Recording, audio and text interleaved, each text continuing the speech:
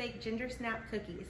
We're gonna start this recipe for our ginger snap with 3/4 cup of butter and 1 cup of sugar in our mixing bowl, and this butter should be softened.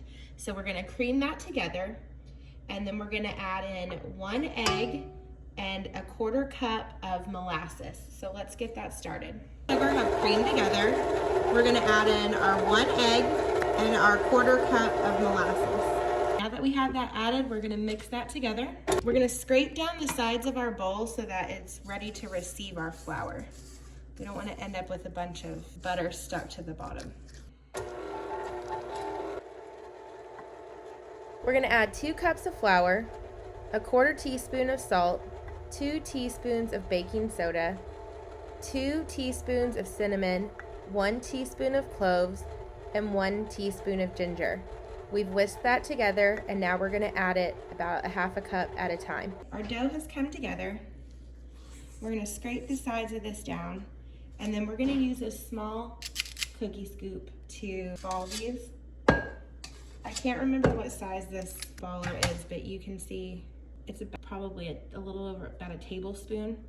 We're gonna roll this in our sugar, and we're gonna place these about 1 inch apart on some parchment paper. So let's get that done.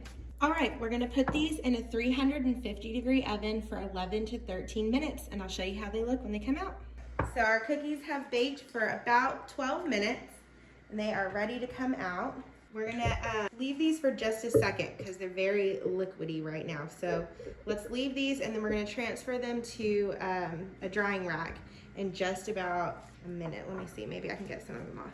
If you move them too early while they're too hot, you have to be very careful because otherwise you'll end up with misshapen cookies. They're hot. He has 2 dirt bikes. Wow. 3. One's electric and the 2 are gas. I rode one. I rode the gas one. Wait a minute. They're so hot. Give them a second.